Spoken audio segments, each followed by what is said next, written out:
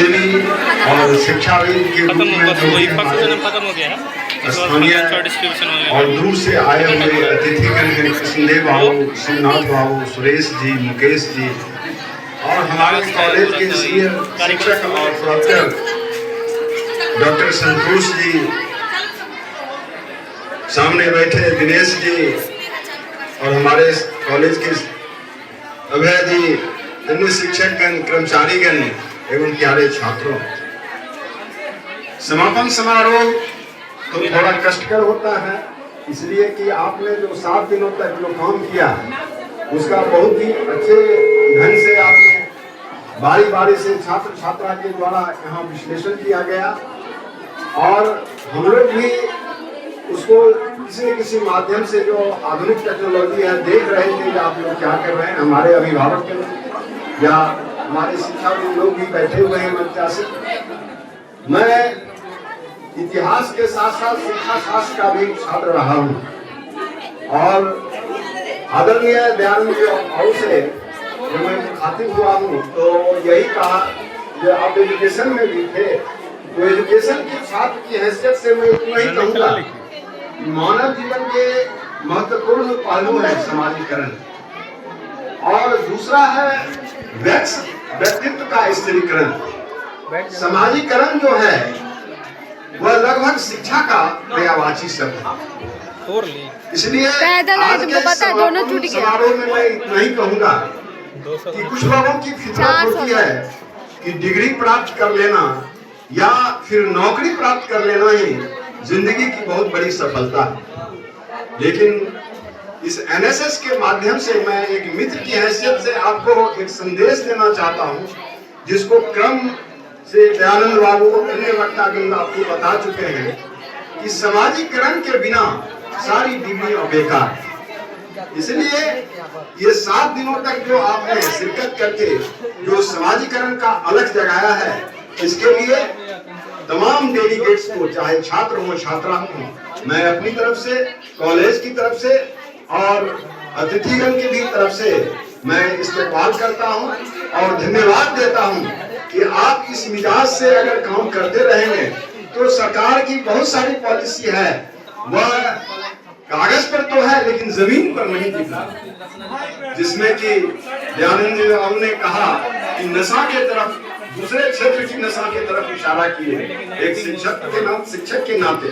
अभी आपने देखा एक अंतिम प्रोग्राम आप लोगों ने दिया छठ पर्व के और उस पर हमारे लक्ष्मण जी संबोधन में कहे हैं, यह बिहार, यूपी या कुछ और भी कहे हमने, एक आध राज्य या पूरे देश स्तर की बात नहीं है। मैं फख्र से कहता हूँ यह संस्कृति, यह पर्व चाहे वह बिहार यूपी तक ही सीमित हो, लेकिन पूरे देश के तमाम राज्यों के लिए यह पर्व प्रेरणा का स्रोत है। इसलिए ये हमारी यह पर्व और संस्कृति का हिस्सा है। मैं फख्र से कहता हूँ कि सभी लोग बहुत बड़े उपवास के साथ इस पर्व की जहाँ भी उपहास हो, लेकिन इसकी सबसे बड़ी गरिमा यह है कि हम पहले डूबते हुए सूरज को अर्घ्य देते हैं, उसके बाद हम उगते हुए सूरज को अर्घ्य देते हैं। यह प्रेरणा लेनी चाहिए पूरे देश ही नहीं विश्व को, यह हमारी संस्कृति का है। इसीलिए दयानंद बाबू अवकाश प्राप्त शिक्षक तो अवकाश ही नहीं लेते हैं। आप इतनी ऊंची ऊंची बातें कर रहे हैं, मैं उस पर तो और बहुत कुछ बोल सकता हूँ।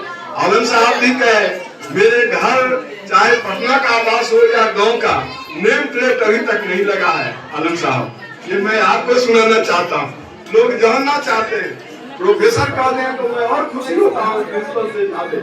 इसीलिए यह आप लोगों को यह बताना चाहता हूँ, यह शिक्षाविद का आज मंच रहा और जितने धैर्य के साथ आप लोगों का इन्होंने सुना और अपना आप लोगों को अशुभ ज्ञान संदेश दिया, मैं समझता हूँ कि आलम साहब के शब्दों में कि उसको आप आत्मसात करने की कोशिश कीजिए।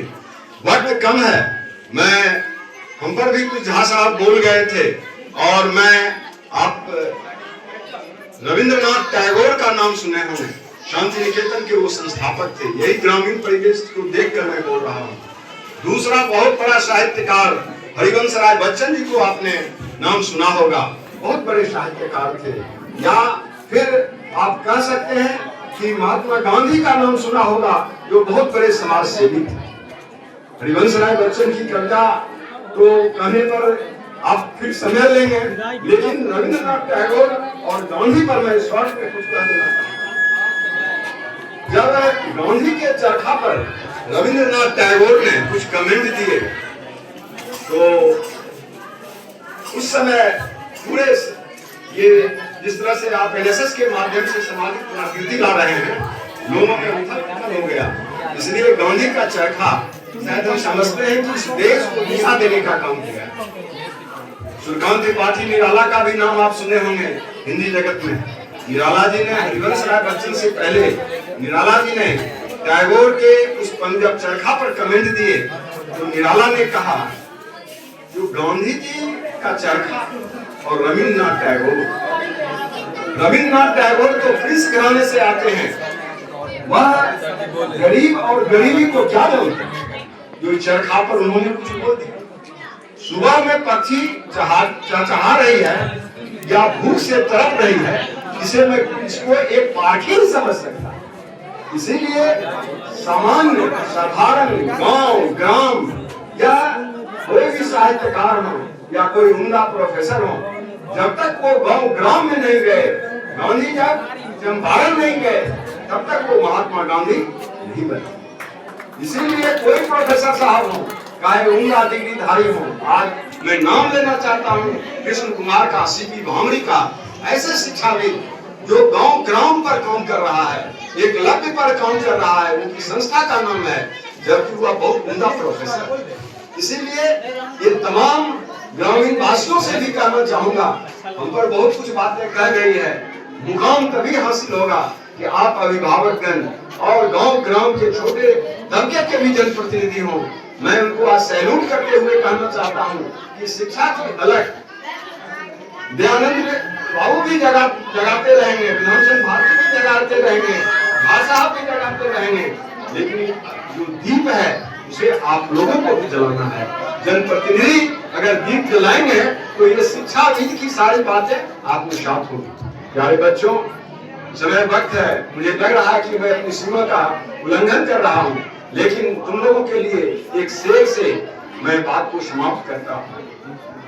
इसलिए कि 7 दिनों तक जो तुमने अपनी जज्बा दिखाया है, उसको मैं एक मित्र और प्राचार्य की हैसियत से सैल्यूट करते हुए यही कहूंगा, तू जिंदा है तो जिंदगी की जीत में यकीन कर, तू जिंदा है तो जिंदगी की जीत में यकीन कर, अगर कहीं है स्वर्ग तो उतार ला जमीन पर। जय हिंद।